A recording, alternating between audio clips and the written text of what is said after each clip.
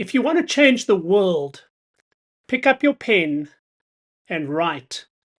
So said Martin Luther. If you want to change the world, pick up your pen and write. Theology is all about writing. In fact, most of the human and social sciences are heavily about writing.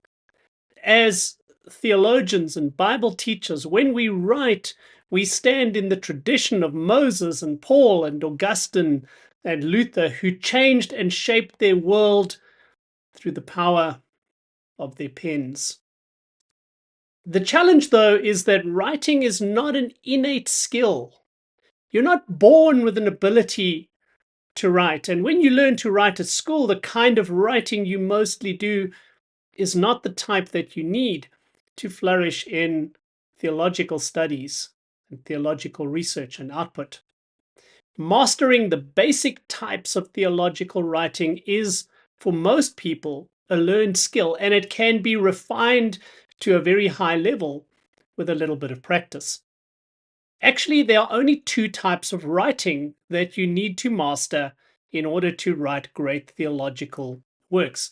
Number one is expository writing.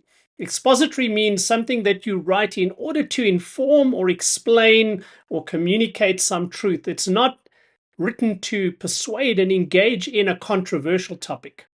It's like a textbook. Number two is argumentative writing.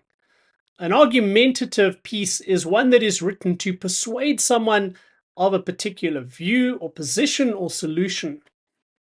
And it engages in a topic where the claim being championed is inherently a disputable truth claim. Almost all theological writing is either expository or argumentative in nature, but the building blocks that make these kinds of writing work are often not intuitive to us, even those who have studied at the highest level. Hi, my name is Kevin, and I have been writing for approximately 30 years. I've written 2 PhD dissertations, 3 theses in total. I've supervised many MTH and PhD students to successful completion. I've authored a number of books, a large number of published articles, and probably hundreds, if not thousands, of smaller, unpublished, and more popular pieces of theological writing.